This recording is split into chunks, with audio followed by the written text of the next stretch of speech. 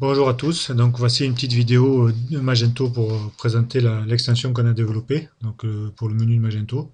Donc, pour ceux qui suivent l'actualité de Blogento, il y a déjà un tuto qui a été écrit, le voici, pour présenter le menu.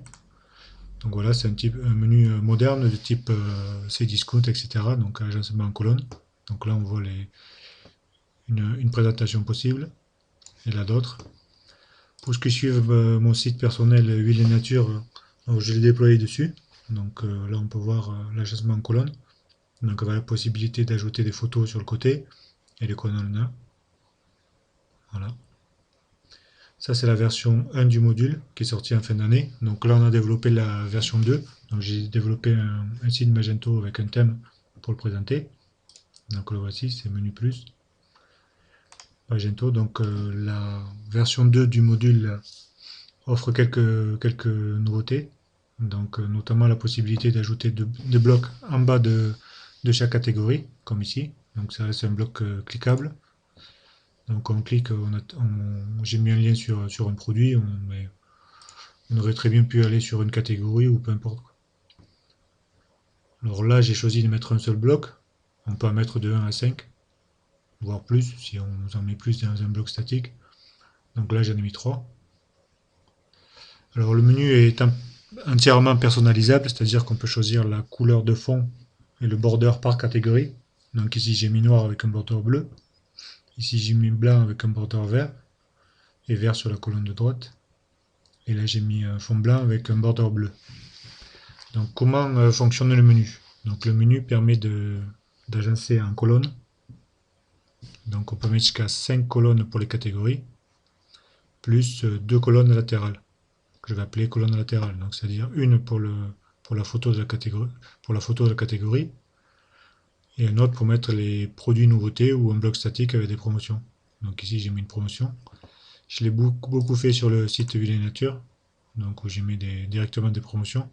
Au niveau marketing, c'est intéressant parce qu'on peut y placer directement les promos ou les nouveautés ou pour ce qui permet de pousser des produits, etc. Donc voilà. Pour la V2, donc la V2 c'est le même principe, sauf qu'on a rajouté des menus en bas. Donc ici j'en ai mis 3. Là c'est les promos, donc quand on clique on va atterrir sur une promo. Hop, voilà. Où on peut très bien mettre des blocs sceptiques avec des informations qu'on va appeler rassurantes comme commande des conseils, téléphonez-nous, ou on aurait pu mettre paiement sécurisé, etc. Donc ces 5 colonnes, en parlant des colonnes des catégories, c'est là où on va placer nos catégories. Donc on définit par catégorie le nombre de colonnes qu'on veut. Là j'en ai pris 5. Et ensuite on place les éléments. Là j'ai décidé de mettre shirt dans la colonne 1, shoes dans la 2, bodies 3, 4 et 5.